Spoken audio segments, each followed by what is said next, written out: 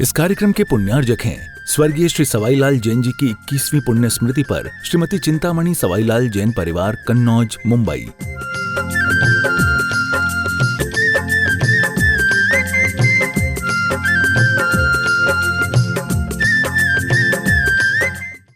संत शिरोमणि 108 आचार्य गुरुवर श्री विद्यासागर जी महामुनिराज के, आचार्य श्री समय सागर जी महाराज के, गुणायतन प्रणेता शंकर समाधान प्रवर्तक भावना युग जनक तरुणाई के प्रखर वक्ता पूज्य मुनिवर श्री प्रमाण सागर जी महाराज के, पूज्य मुनिवर श्री संधान सागर जी महाराज की।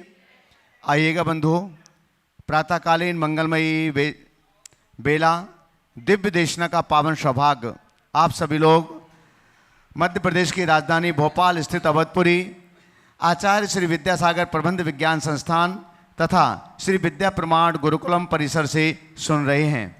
आप सबका सौभाग्य है, पूज्य श्री की पावन कृपा अनुकंपा भावना योग से नकारात्मकता का हल, यह दिव्य प्रवचन माला की श्रृंखला लगातार अनवरत जारी है और पूज्य महाराज श्री इस प्रवचन श्रृंखला के माध्यम से आपके अंदर नकारात्मक विचारों को दूर करके पॉजिटिव एनर्जी को भरने के लिए अपना मंगल आशीष प्रदान कर रहे हैं और साथ में प्रैक्टिकल के रूप में आपके लिए भावना योग भी संपन्न करवाते हैं। ये सब सौभाग्य आपके लिए मिल रहे हैं। बंधुओं, हम आपके लिए बतला दें, आने वाले 3 दिनों के बाद में 30 अप्रैल को अक्षय तृतीया की पावन मंगलमयी तिथि में श्री विद्या प्रमाण गुरुकुलम की स्थापना का मंगल महोत्सव यहाँ पर मनाया जाएगा। साथ ही इस वर्ष प्रथम बार जो चयनित लगभग 180 बच्चे हैं, उन सभी बच्चों के ऊपर विद्यार्जन संस्कार भी महाराज श्री के पावन कर कमलों से संपन्न किए जाएंगे। महाराज श्री अपने कर कमलों से मंत्र संस्कार उन सभी बच्चों के ऊपर आरोपित करेंगे। तो ये सौभाग्य आप सभी के लिए मिल रहा है। वह कार्यक्रम आप प्रातः 6 बजे से इसी श्री विद्या प्रमाण गुरुकुलम परिसर में देख सकेंगे। आप सभी लोग समय पर पधारें। 6 बजे से मंगलाष्टक अभिषेक शांति धारा, 7:30 बजे कलश स्थापना और 8 बजे से बच्चों के मस्तक पर महाराज श्री के माध्यम से, महाराज श्री के कर कमलों से विद्यार्जन मंत्र के संस्कार आरोपित किए जाएंगे। 8:35 से महाराज श्री की दिव्य देशना का पावन सौभाग्य होगा। तो आप प्रातः 6 से 10 बजे तक के लिए निर्विकल्प होकर के पधारें, क्योंकि उसके बाद आप सभी के भोजन आदि की व्यवस्था यहाँ पर है। दोनों हाथों को जोड़िएगा। हम महाराज श्री के पावन चरणार बिंद में नमोस्तु पूर्वक निवेदन करते हैं। हे महाराज श्री, नमोस्तु नमोस्तु नमोस्तु। इच्छामि इच्छामि इच्छा।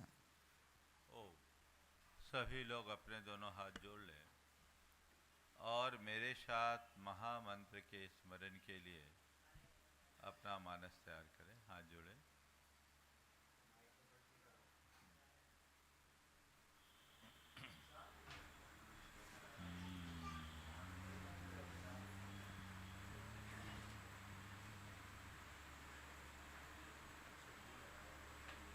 नमो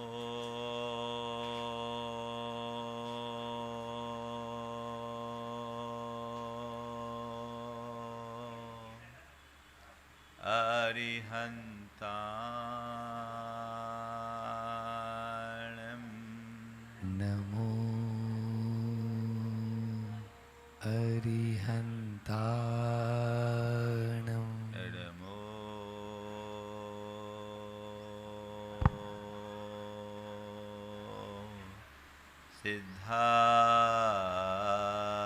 सिद्धाणं नमो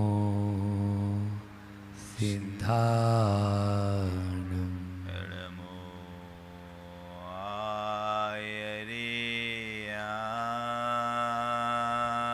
आयर्याणं नमो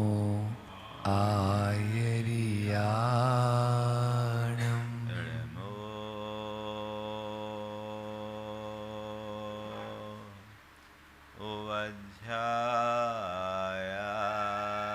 उवध्यायाणं नमो उवध्यायाणं नमो लोये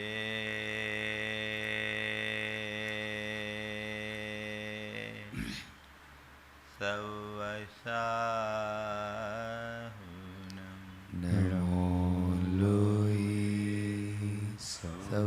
सवसाहु एसो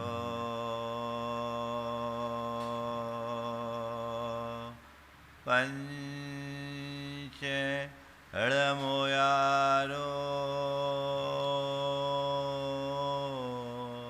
ऐसो पंची नमो यारो सव पावन पणाशिनो सव पाव पनासिनो मंगलालम च सवेसिम मंगलाणं च सवेशि परमं हो मंगलम परमं होय मंगलम्। जय बोलो देवादिदेव खजराज श्री भगवान महावीर स्वामी की जय अहिंसा परमो धर्म की जय परम पूज आचार्य गुरुवर श्री विद्यासागर जी महाराज की जय आचार्य श्री समय सागर जी महाराज की, पूज्य मुनिवर श्री प्रमाण सागर जी महाराज की, पूज्य मुनिवर श्री संधान सागर जी महाराज की, समस्त मुनि संघ की नमोस्त। नदी अपने उद्गम स्थल से निकलती है और कूलों किनारों के मध्य एक नियंत्रित वेग और निर्धारित दिशा की ओर जब आगे बढ़ती है तब विशाल सागर में समाहित होती है। यदि वह नदी अपने तटबंधों का उल्लंघन कर दे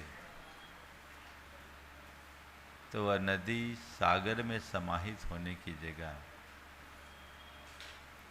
मरुथल में भटक कर नष्ट भ्रष्ट हो जाएगी। नदी सागर में सिमट कर भी मिटती है तो मरुथल में भटक कर भी मिटती है। नदी का मरुथल में भटकना अपने अस्तित्व को खोना है और सागर में सिमटना अपने क्षुद्र अस्तित्व को विराट स्वरूप प्रदान करना है। नदी के सागर तक की यात्रा में दो बातें हमारे सामने आती है, एक है दिशा और दूसरी बात है नियंत्रण। जीवन को एक निश्चित दिशा और नियंत्रित वेग में आगे बढ़ाना बहुत जरूरी है और इसे ही हमारी संस्कृति में संयम कहा गया है। जिनके जीवन की दिशा है, जिनके जीवन में नियंत्रण है, उनका जीवन संयमित, संतुलित और सधा हुआ जीवन माना जाता है। दिशाहीन, नियंत्रण विहीन व्यक्ति असंयत कहलाते हैं। उनके विचारों में, भावनाओं में, वाणी में और व्यवहार में कहीं नियंत्रण नहीं होता। हम अपनी विचार, भावना, वाणी और व्यवहार चारों स्तर पर विचार करें कि हमारे जीवन में कितना नियंत्रण है। आज मैं उसी अनियंत्रण से बचने की बात करता हूँ जिसका नाम है असंयम। असंयम से बचे, अनियंत्रण से बचे। जीवन में नियंत्रण चाहिए। जब कभी भी हम असंयम की बात करते हैं हमारा ध्यान आचार विचार से भ्रष्ट व्यक्ति की तरफ चला जाता है। जब हम संयम की बात करते हैं तो हमारी दृष्टि शुद्धता और सात्विकता के साथ जीने वाले व्यक्ति पर केंद्रित हो जाती है। ये संयम का बड़ा उथला रूप है। हमें असंयम को गहराई से पहचानने की जरूरत है। व्यवहारिक जीवन में हमें कहाँ कहाँ अनियंत्रण है, हमारे जीवन में कहाँ कहाँ अनियंत्रण है, हमें उसे परखना चाहिए और उसे नियंत्रित करने का पुरुषार्थ करना चाहिए। ये अनियंत्रण या असंयम हमें उलझाता है और नियंत्रण या संयम हमारे जीवन को आगे बढ़ाता है। 4 रूपों में हम व्यवहारिक स्तर पर अपने असंयम को पहचान सकते हैं। पहले है इंद्रियाधीनता, इंद्रियों के वशीभूत होना, बिना जरूरत के भोजन करना, बिना जरूरत के बोलना, बिना जरूरत के खर्च करना, गैर जरूरी कामों में रुचि रखना, यह एक असंयम है। अपने अंदर उतर करके हमें देखने की जरूरत है कि मेरे जीवन में ऐसा कोई असंयम तो नहीं पल रहा है। यदि है तो मुझे उस पर नियंत्रण करने की आवश्यकता और अपेक्षा है। हो जब तक मैं उस पर नियंत्रण नहीं करता तब तक अपने जीवन को बेहतर नहीं बनाया जा सकता। नियंत्रण लाने की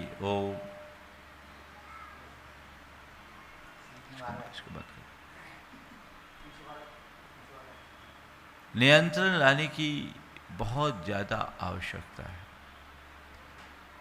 दूसरा, भावनात्मक बहाव में बहना। कई लोग हैं बहुत जल्दी आपे से बाहर आ जाते हैं, आवेग और आवेश से ग्रसित हो जाते हैं, और जब कभी हमारा चित्त आवेग और आवेश से भरता है, हमारी स्थिति पूरी तरह नियंत्रण विहीन होती है और उस समय लिए गए निर्णय प्रायः गलत होते हैं। बाद में हम पछताते हैं। हमें इस पर भी ध्यान देने की ज़रूरत है, जो हमारे जीवन के प्रबंधन के लिए बहुत ज़्यादा आवश्यक है।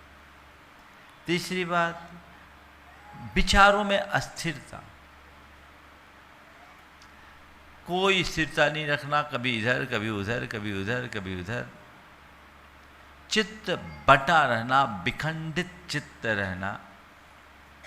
जैसा विचारों का प्रवाह आया उस प्रवाह में बह जाना। और चौथी स्थिति है आत्मविस्मृति, अपने स्वरूप को भूल जाना।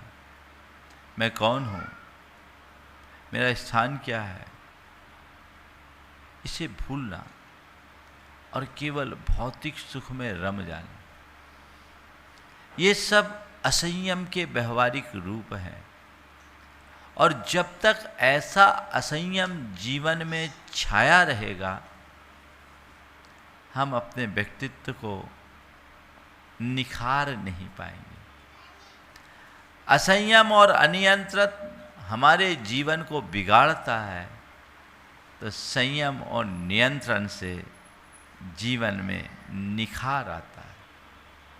संयम जीवन का श्रृंगार है, तो असंयम से जीवन का संहार है।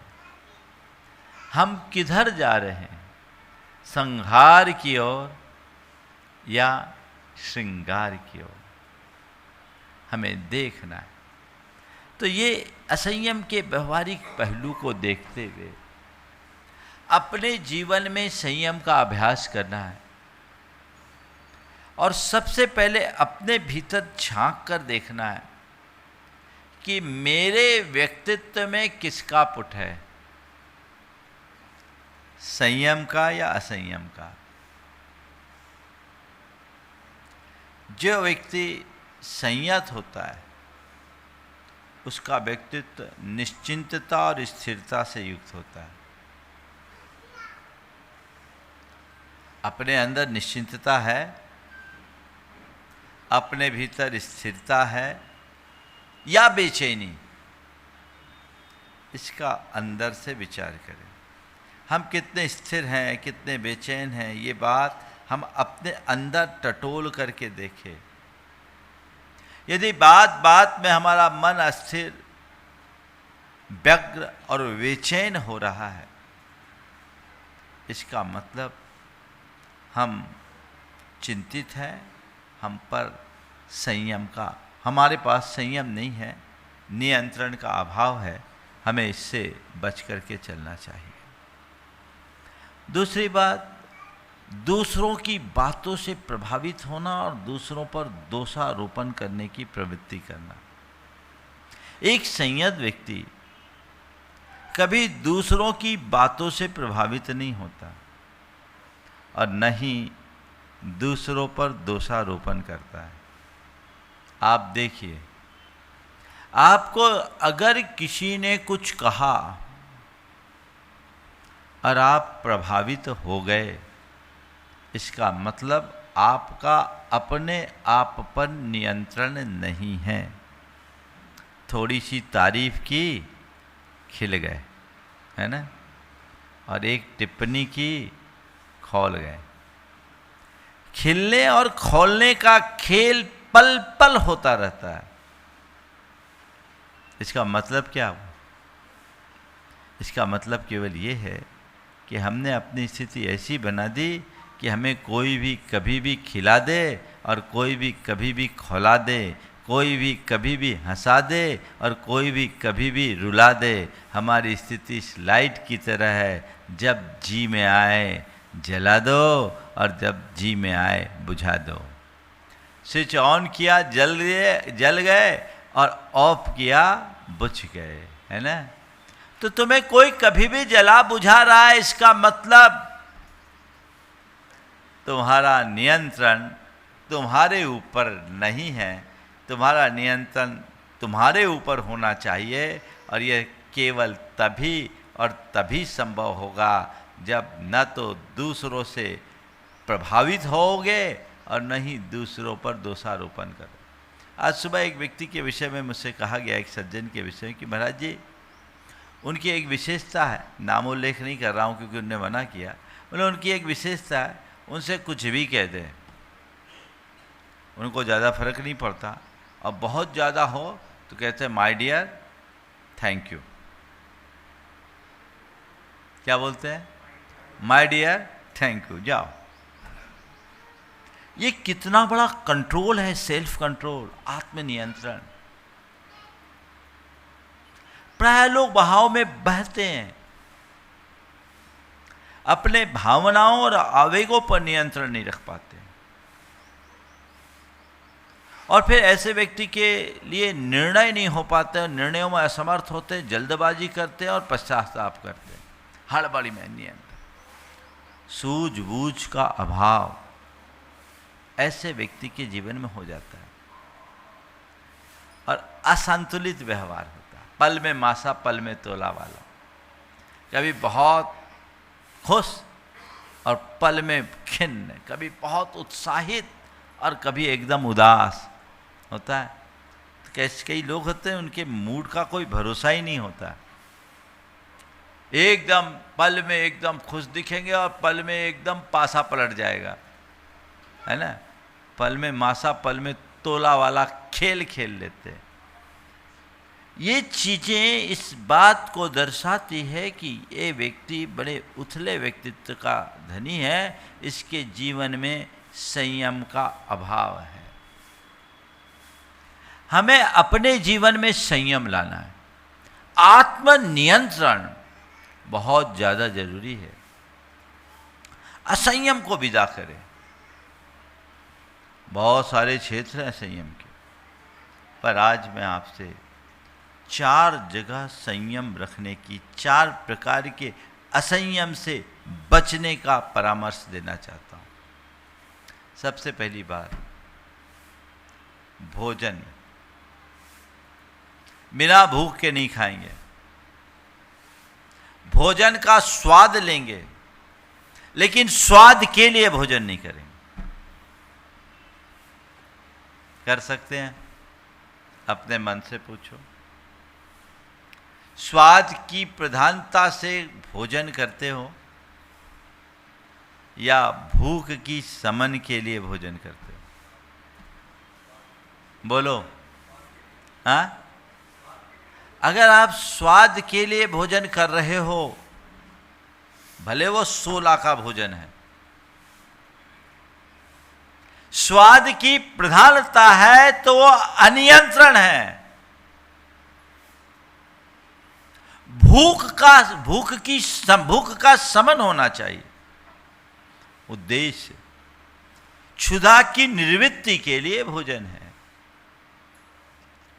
शरीर की स्थिरता के लिए भोजन है, स्वास्थ्य को टिकाए रखने के लिए भोजन है। सवाल करो अपने मन से, खाने के लिए जी रहे हो या जीने के लिए खा रहे हो? बोलो, जीने के लिए खा रहे या खाने के लिए जी रहे? बोलो, ईमानदारी से बोलना। काय के लिए बोल रहे हो? काय के लिए? जीने के लिए खा रहे? बोलो तो थोड़ा जोर से। हाँ, बस आज से एक ही सूत्र लेके जाओ, अपने मन में ये बात गहरे स्तर पर बिठाओ कि मुझे जीने के लिए खाना है, खाने के लिए नहीं जीना। भोजन का स्वाद लेना है, लेकिन स्वाद के लिए भोजन नहीं लेना है। स्वाद की प्रधानता से भोजन करने की जगह भूख के शमन के लिए भोजन करना है। और भूख के शमन के लिए यदि भोजन करना है तो सदैव इस बात का स्मरण रखो, क्या खाना, कब खाना, कितना खाना और कैसा खाना, कैसे खाना। बोलो, आप इतना विचार करते हो खाते समय? क्या खाना क्या नहीं खाने का विवेक है? कब खाना कब नहीं खाने का विवेक है? कैसा खाना नहीं कैसा नहीं खाना इसका विवेक है? और कितना खाना, इतना कितना नहीं खाना इसका विचार है? ये अनियंत्रण है। और ऐसे लोग जो अपने भोजन पर संयम नहीं रखते, उनकी दशा बड़ी विचित्र हो जाती है। आगे चलकर वो खाने लायक भी नहीं बचते। दिखते हैं ना, 10 तरह की बीमारियां हो जाती। डायबिटीज है, कार्डियक पेशेंट है, लीवर की खराबी है, किडनी की खराबी है, कुछ नहीं खा पा रहे भाई साहब। पहले से अगर संयत आचरण किया होता तो ये दशा क्यों होती? क्या खाना बता दूं? वही खाना जो तुम्हारे स्वास्थ्य के अनुकूल हो, साधना में सहायक हो, जिससे शरीर की पुष्टि हो और मन की शुद्धि हो, वो भोजन करो। ऐसा भोजन करो जो तुम्हें भजन में लगा दे। ऐसा भोजन मत करो जो तुम्हें भंजन में लगा दे। हमारे यहाँ कहावत है ना, जैसा खावे अन्न वैसा होवे मन, और जैसी पीवे पानी वैसी होवे बानी। ये निराधार नहीं है। अब वैज्ञानिकों ने भी इस पर शोध किया, इस पर कभी और चर्चा करूँगा, आज का विषय नहीं है। लेकिन भोजन पर नियंत्रण होना चाहिए। अगर संयम की तरफ दृष्टि है और उसके लिए ज़्यादा कुछ नहीं, केवल एक बात अपने मानस में बिठा दो, मुझे स्वाद के लिए नहीं खाना, खाने का स्वाद लेना। जो है उसका स्वाद है, हर वस्तु में स्वाद है।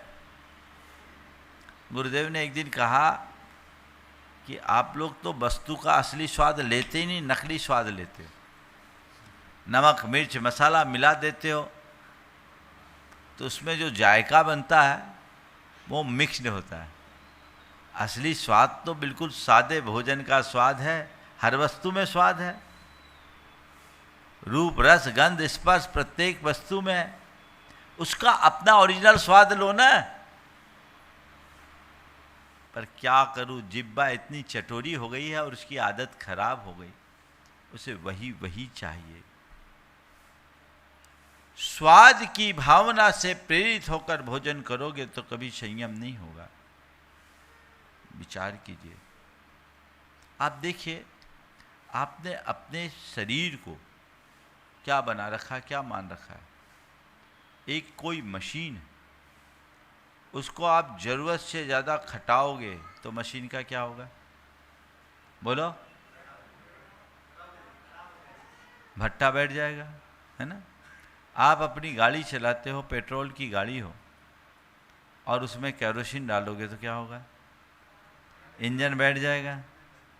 तो आप इस बात का तो ख्याल रखते हो कि डीजल का है, डीजल की गाड़ी तो डीजल डालना है, पेट्रोल की गाड़ी है तो पेट्रोल डालना है ना।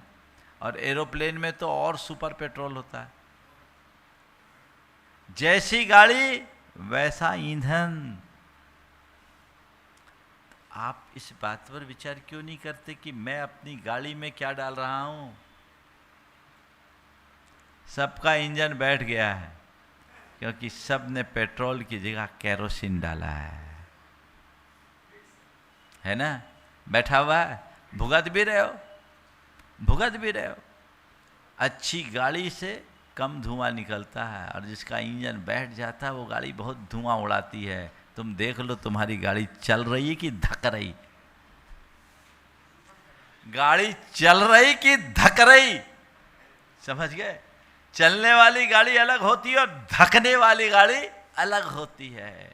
संत कहते हैं यदि तुम्हारे जीवन में संयम है तो तुम्हारी जीवन की गाड़ी सर पर चलेगी नहीं, दौड़ेगी, और अगर असंयम होगा तो जैसे तैसे धकेगी। धकने से बाहर निकलो, सर पर दौड़ो।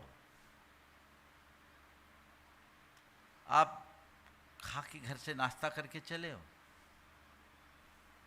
किसी ने चाय ऑफर किया, आपने चाय पी ली, किसी ने वापस आपको थोड़ा सा नाश्ता दिया, आपने डाल दिया। अरे माल उसका है, शरीर तो तुम्हारा है। क्यों? ये सब क्या करेगा? ये शरीर में टॉक्सिन बढ़ाएगा, जहर बढ़ाएगा, विषाक्त बन जाएगा, और ये फिर तुम्हारे शरीर में जब जमा होगा तो तुम्हें ही परेशान करेगा। यहां नियंत्रण होना चाहिए कि नहीं? बिना भूख के भोजन करना ये असंयम है, इससे बचो। बिना जरूरत के मोबाइल चलाना, रील स्क्रॉल कर रहे हैं, ये अनियंत्रण है कि नहीं? बोलो। अपने समय, शक्ति और संसाधन का दुरुपयोग है कि नहीं? संयम होना चाहिए। तय कर लो, बिना भूख के भोजन नहीं करेंगे, बिना जरूरत के मोबाइल नहीं चलाएंगे, और बिना प्रसंग के बोलेंगे नहीं। संयम है। आप सबका तीनों का ये हाल होता रहता है। बिना बुलाए बोलने वाली मशीन है सबके पास, चालू है नॉन स्टॉप। और मोबाइल पर संयम अगर आप चाहते हो तो मोबाइल का सीमित प्रयोग करो। सदैव एक बात ध्यान रखो, अगर किसी सुविधा पर नियंत्रण है तो सुविधा है, और नियंत्रण विहीन होने पर हर सुविधा ही जीवन की सबसे बड़ी दुविधा है। तो मैं भोजन के संबंध में बोल रहा था, क्या खाना?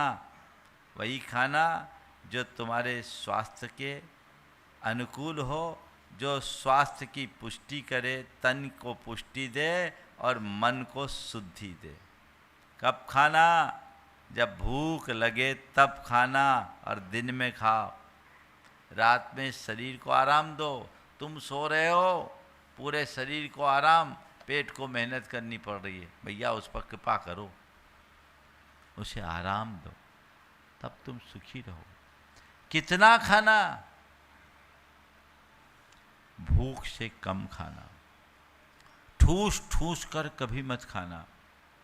गुरुदेव हमेशा कहा करते थे, एक कहावत सुनाते थे, आधा भोजन कीजिए, दूना पानी पीव, तिगुना श्रम, चौगुनी हंसी, वर्ष 125 जी।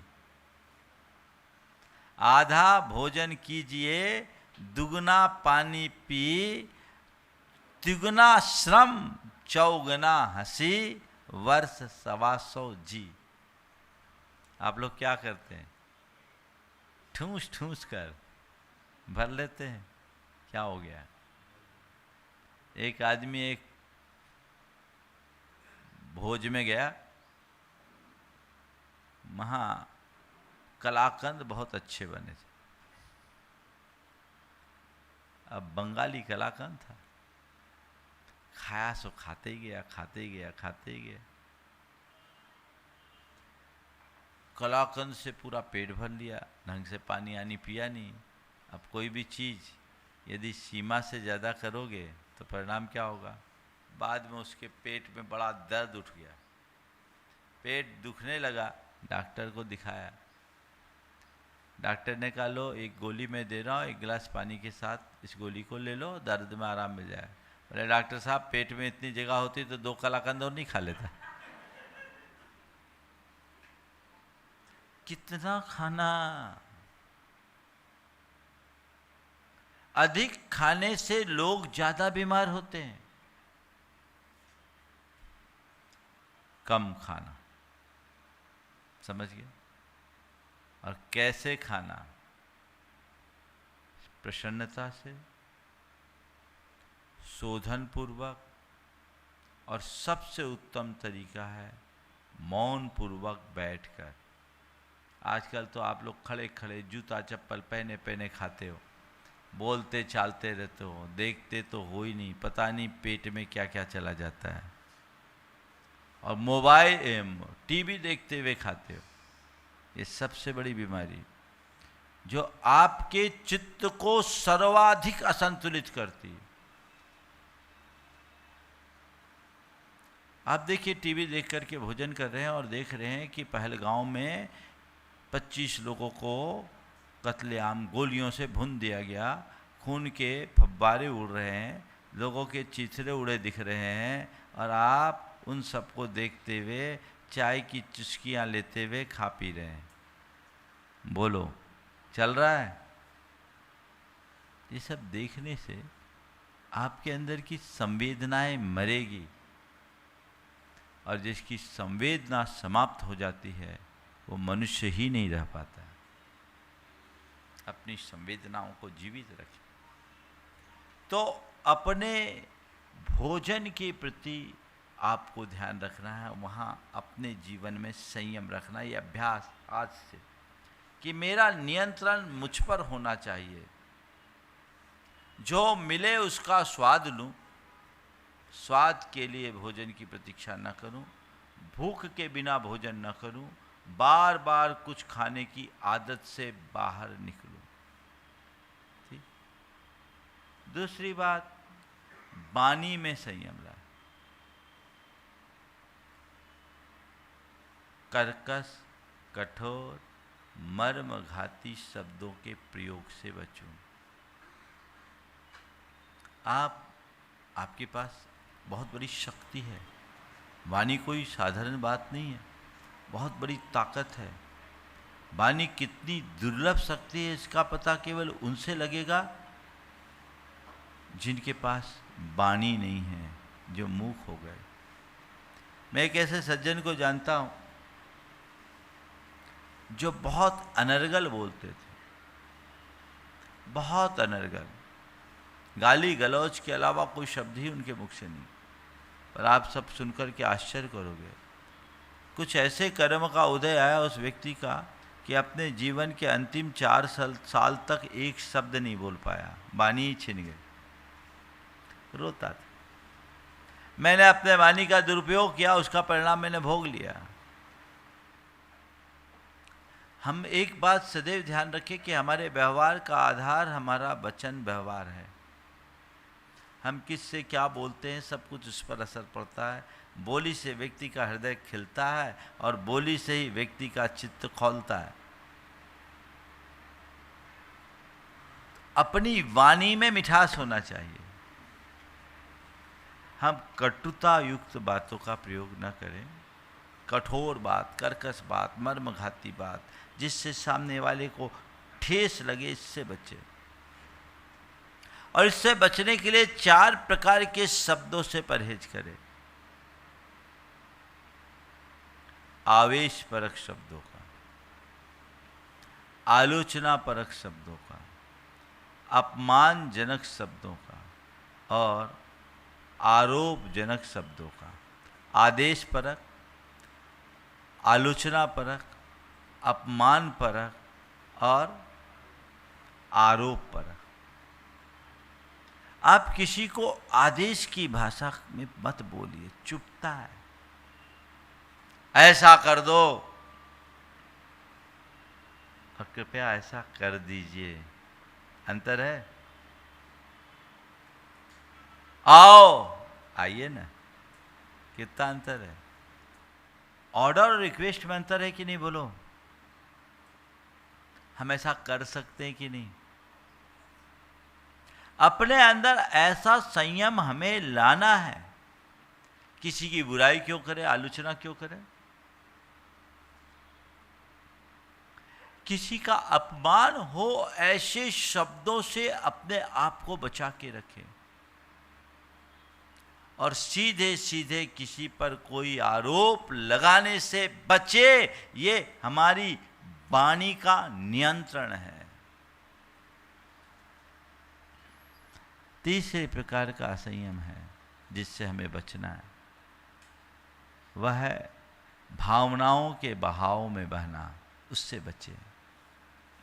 मन में क्रोध है, ईर्ष्या है, मोह है, इन पर नियंत्रण न रहना असंयम है। अपने क्रोध पर काबू रखना, अपने अभिमान पर काबू रखना, अपने ईर्ष्या पर, अपने मोह पर, अपने अंदर की वासनात्मक वृत्ति पर नियंत्रण रखना, ये आज बहुत जरूरी है। जब हम इन पर नियंत्रण रखने में सक्षम होते हैं, तब कहीं जाकर हमारा जीवन निखरता है। प्राय लोग कुछ भी बोल दे, बाद में पछताते हैं। पछताते ही है ना। हमेशा ध्यान रखना, जो भावनात्मक बहाव में बहते हैं उनके पास पश्चाताप के अतिरिक्त कुछ बचता ही नहीं है। अनियंत्रण भावनाओं के बहाव में बहना है और भावनाओं पर नियंत्रण रखना ठहराव है। बहाव में भटकाव है, ठहराव में स्थिरता। इससे अपने आप को बाहर निकालिए। तो ये तीसरे स्तर की बात। चौथे स्तर की अपनी जीवनचर्या या व्यवहार में नींद पर नियंत्रण, टीवी देखने पर नियंत्रण, खर्चे पर नियंत्रण, मोबाइल के उपयोग पर नियंत्रण, पहनावे पर नियंत्रण। ये नियंत्रण होना चाहिए कि नहीं, बोलो। सो रहे हैं, सोने का कोई टाइम टेबल है?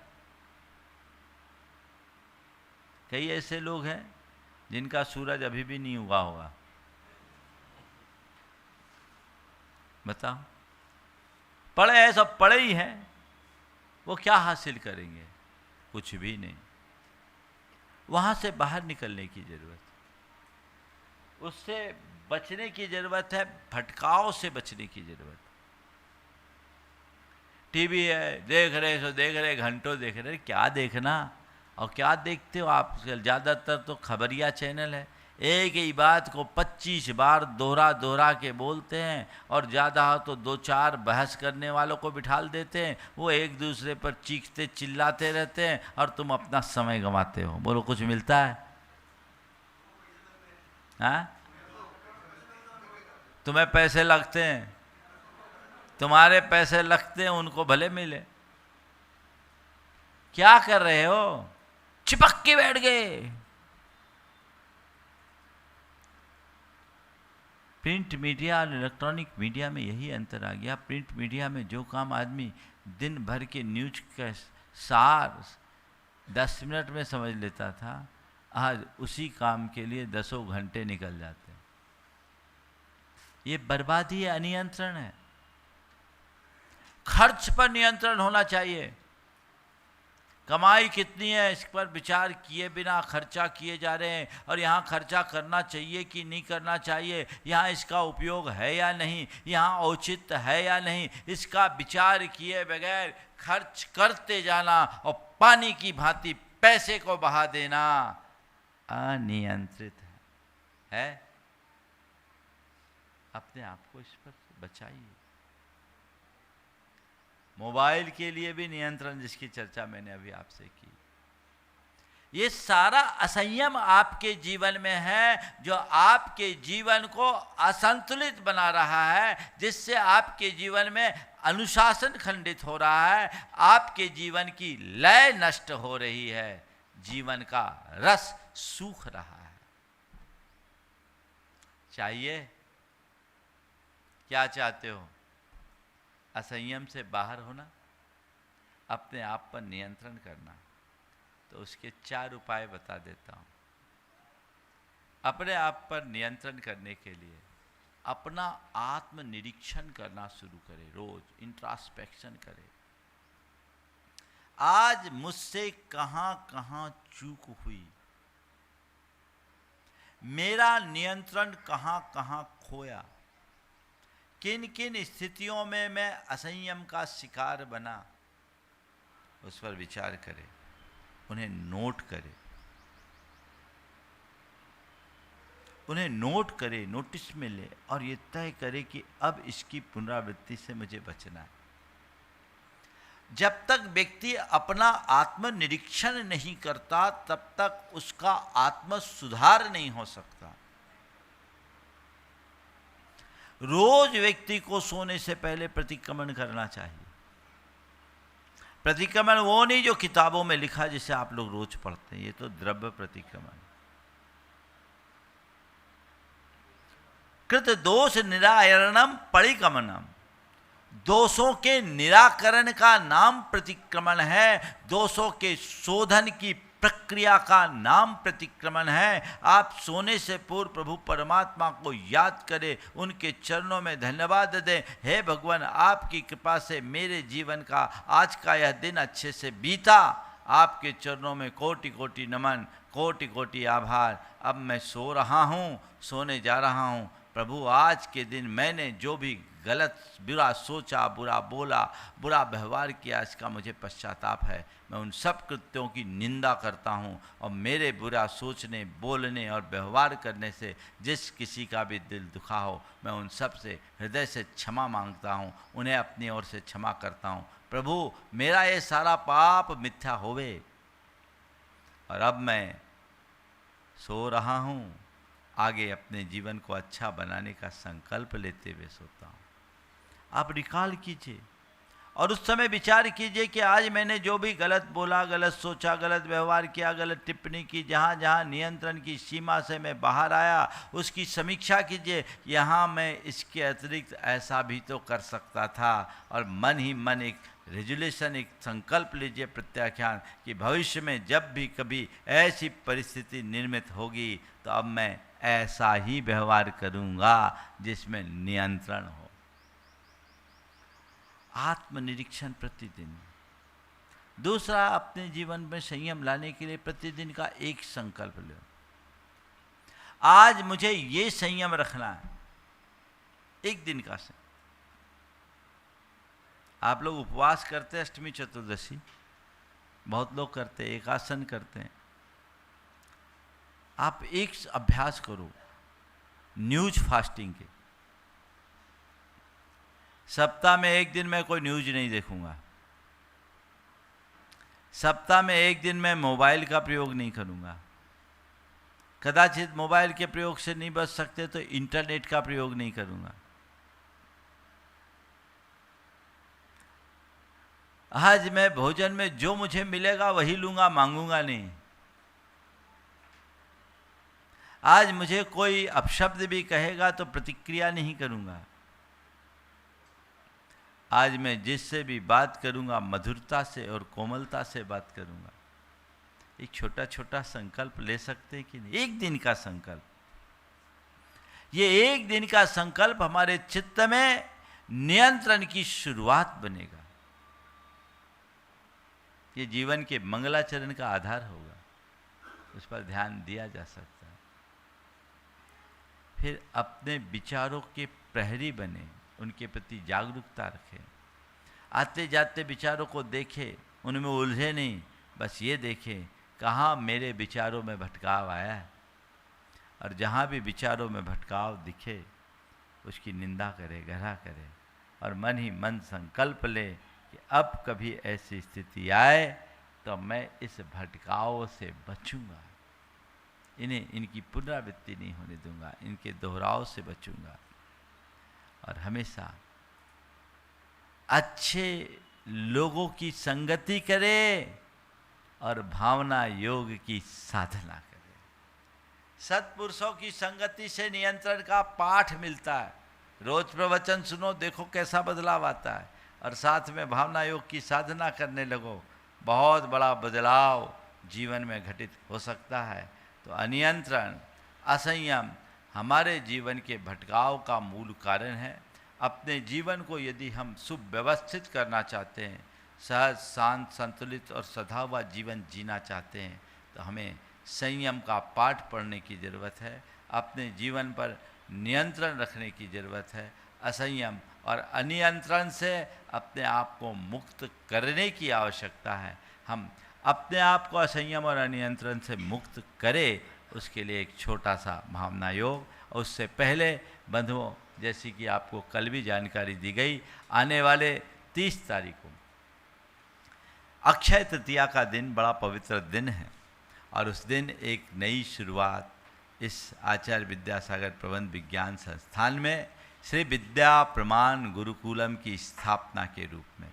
ये एक बहुत ही अच्छी पहल है, जिसमें देश भर के 180 बच्चों को, जो बड़े मेधावी बच्चे हैं, 1462 बच्चों में से 180 बच्चों को यहाँ चयनित किया गया, जिन्हें 100% स्कॉलरशिप के आधार पर अध्ययन कराया जाएगा। वे संस्कार युक्त शिक्षा ग्रहण करेंगे। गुणायतन परिवार की ये पहल एक अनूठी पहल है, बहुत ही अनुकरणीय पहल। अक्षय तृतीया के दिन सभी बच्चों को यहाँ आमंत्रित किया गया। उनके ऊपर विद्यार्जन संस्कार किया जाएगा, ऐसा संस्कार जिसके आधार पर वे ज्ञान की सम्यक आराधना कर सके और अपने जीवन को बेहतर बना सके। ये एक बहुत सार्थक पहल है। आप सब लोग इस कार्यक्रम में अपनी सहभागिता सुनिश्चित करें। जो बच्चे इसमें भागीदारी ले रहे हैं वे तो आए ही आए, बाकी और लोग भी आए, और ऐसे महायज्ञ में अपना तन मन धन समर्पित कर मन वचन काय से अपने आप को लगाने का प्रयास करें, तो एक बहुत बड़ी उपलब्धि होगी। आप जितने लोग इस कार्यक्रम को देख और सुन रहे हैं, वे खुद तो इस पर विचार करें ही, अन्य लोगों तक इससे संदेश पहुंचाएं, ताकि यह अक्षय तृतीया को बोया गया बीज एक विशाल वट वृक्ष का रूप ले सके और आने वाले दिनों में पीढ़ियां उससे लाभान्वित हो सके। ये सूचना, ये संदेश सब तक आपको पहुंचाना है। और आज 10वां प्रवचन हो गया, आज 10 हो गया। चलिए, समापन कल 11 है, कल 11 रविवार है ना, कल रविवार है, कल एक और ले लेंगे और उसके बाद फिर आगे देखेंगे। पर एक प्रयोग हम भावना योग के रूप में करते हैं। स्थिर आसन में बैठे, आंखें बंद करें, प्रभु चरणों में नमन और आभार व्यक्त करते हुए अति संक्षिप्त भावना योग अपने असंयम को दूर करने के लिए। हे प्रभु, मुझे ऐसी दृष्टि दो कि मैं अपने भावों, विचारों, व्यवहार और प्रवृत्तियों पर नियंत्रण रख सकूं। हे प्रभु, मुझे ऐसी दृष्टि दो कि मैं अपने भावों, विचारों, प्रवृत्तियों और व्यवहार में नियंत्रण रख सकूं। हे प्रभु, मेरा जीवन संयमित और संतुलित रहे। हे प्रभु, मेरा जीवन संयमित और संतुलित रहे। मैं सहज,